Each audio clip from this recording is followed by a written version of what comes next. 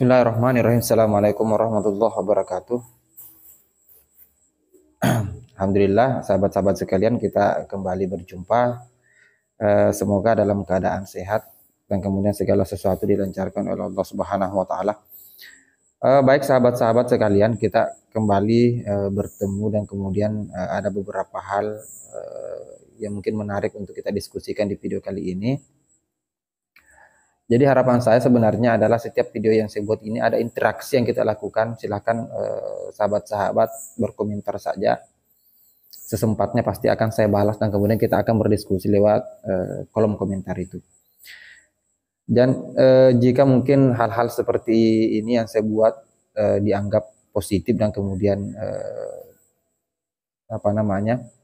bisa mengedukasi, memberikan informasi baru, silahkan di-share ke sahabat-sahabat kita yang lain. Baik, jika sebelumnya saya mengangkat soal pandangan seorang Rais Am PBNU, kemudian hari ini atau di video kali ini saya akan mengangkat pandangan seorang Ketua Umum PBNU terkait arah dukungan Nahdliyin atau warga NU dari 3 koalisi calon presiden. Pesta demokrasi kita sudah dekat 2024, dan semua lembaga, semua organisasi, semua ormas pasti akan mempertegas arah dukungannya, mempertegas arah keberpihakannya, karena kita ketahui sendiri bahwa koalisi yang kemudian muncul disajikan kepada kita semua adalah 3 koalisi, Ganjar dengan Mahfud, kemudian ada Prabowo Subianto dengan Gibran, selanjutnya ada Anies Baswedan dengan Muhaimin Iskandar. Nah, kalau misalnya kita berkaca dari konteks politik dari awal, dari video sebelumnya kan saya sudah jelaskan bahwa politik kekuatan Islam sebenarnya itu sudah pernah muncul berjaya di masa pasca Orde Baru. Pasca Orde Baru itu kemudian kekuatan Islam dari beberapa ormas itu kemudian muncul dan kemudian memberikan warna baru dari perpolitikan bangsa kita. Jika sebelumnya pertentangan kemudian arah arus perpolitikan itu hanya mempertentangkan soal Orde Lama, kelompok Orde Lama dengan warisan Orde Baru.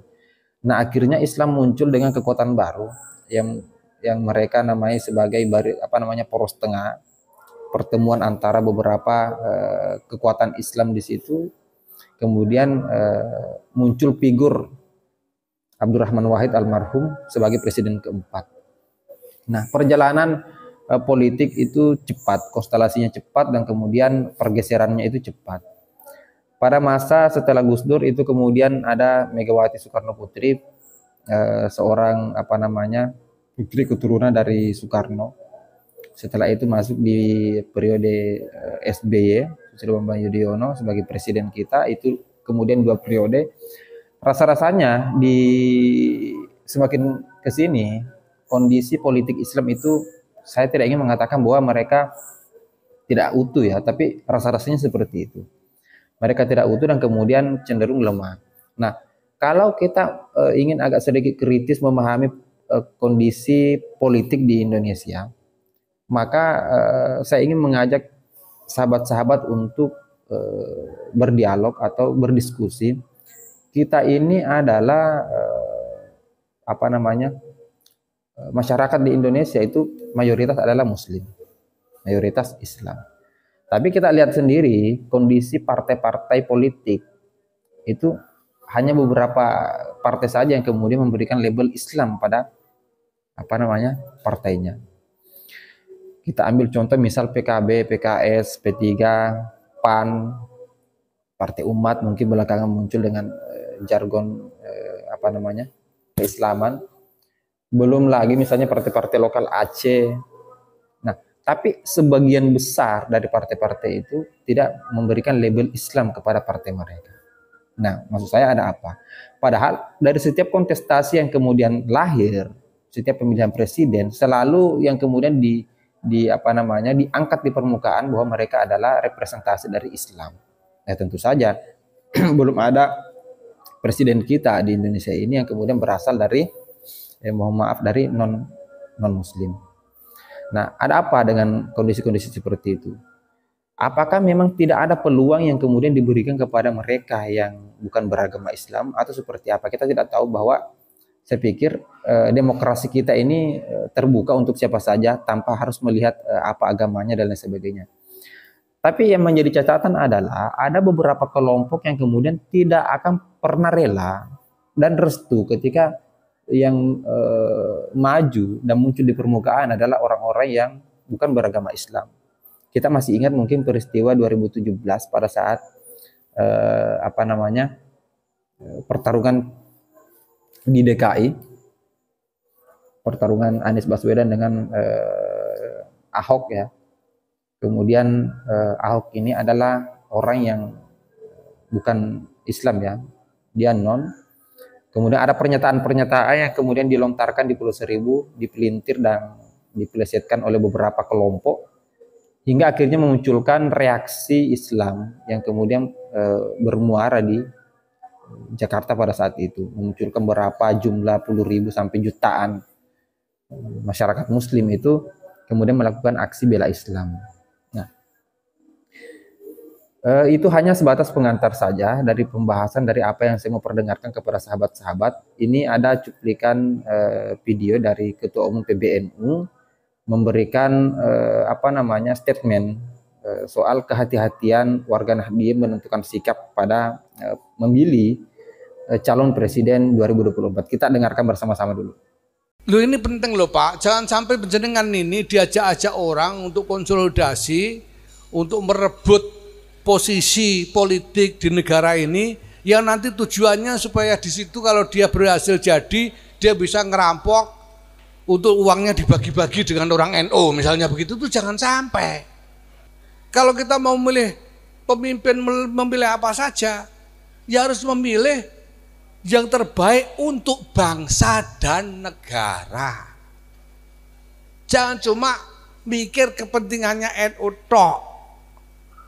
Karena siapapun yang nanti yang jadi presiden itu adalah presidennya seluruh rakyat Indonesia. Bukan cuma presidennya orang NU tok. Yang jadi wakil presidennya seluruh rakyat Indonesia, bukan cuma punyanya NU tok. Baik, sahabat-sahabat sekalian, kita sudah mendengarkan sendiri bagaimana pernyataan Ketua Umum PBNU seolah-olah mempertegas bahwa jangan terburu-buru menentukan sikap. Tunggu instruksi, tunggu komando kemana arah dukungan NU. Tapi sejauh apa yang saya perhatikan, sejauh apa yang saya pelajari ya dari gerak-gerik atau misalnya kedekatan NU atau PBNU dari tiga koalisi ini, rasa-rasanya ada dua nama yang mungkin akan saya sebut. Tapi ini hanya asumsi saya, ini hanya pandangan saya secara pribadi. Kalau salah silakan dikoreksi di kolom komentar. Yang pertama adalah Ganjar Pranowo. Beberapa diskusi, kemudian beberapa pernyataan mengarahkan bahwa PBNU rasa-rasanya ke koalisi Ganjar. Ada juga yang mengatakan ke koalisi Prabowo Subianto. Nah, ada apa dengan Muhaimin Iskandar dengan PKB-nya? Ada apa dengan Caimin dengan partai besar PKB yang kemudian PKB ini kita tahu sendiri dia lahir dari tubuh NU dan kemudian saya lihat Muhaimin Iskandar kemana-mana dari beberapa tahun yang lalu selalu menggunakan label NU. Seolah-olah mempertegas juga bahwa PKB ini lahir dari NU, bahwa saya maju representasi dari Nahdlatul Ulama. Itu tidak salah, bahwa kita tidak bisa meragukan Muhaimin Iskandar ini adalah orang NU. Memang dia orang NU. Tapi kan beda lagi kalau kita bicara soal konteks politik yang kemudian segalanya bisa berubah. Maksud saya, beda PKB, beda PBNU kan. Karena satu memainkan peran NU dalam kancah perpolitikan itu lewat jalur partai politik, yang satunya memainkan perannya lewat struktural kepengurusan PBNU beserta banom-banomnya yang lain. Nah, itu pasti dua hal yang akan memunculkan versi yang berbeda. kita tidak tahu apakah ada kondisi lain yang terjadi antara Ketua Umum PBNU dengan Muhaimin Iskandar sehingga rasa-rasanya mereka tidak klop, tidak ketemu. Nah, ini yang mungkin menarik untuk kita diskusikan. Silahkan teman-teman Nahdiyin mungkin yang menyaksikan video ini silahkan berkomentar apa sih pandangan kalian soal kondisi Ketua Umum PBNU dengan Muhaimin Iskandar. Nah, begitu juga dengan apakah arah NU ini akan berlabuh di salah satu koalisi dan koalisinya siapa. Saya tidak bisa memberikan pernyataan yang spesifik ya, karena ini juga berkaitan soal kebijakan Ketua Umum PBNU. Saya pikir yang punya hak untuk kemudian memproklamasikan atau misalnya menyampaikan kepada media, kepada masyarakat, kepada warga NU tentang keberpihakan NU di Pesta Demokrasi 2024. Baik, mungkin itu saja sahabat-sahabat sekalian. Silahkan bijak berkomentar ya, silahkan bijak berdiskusi.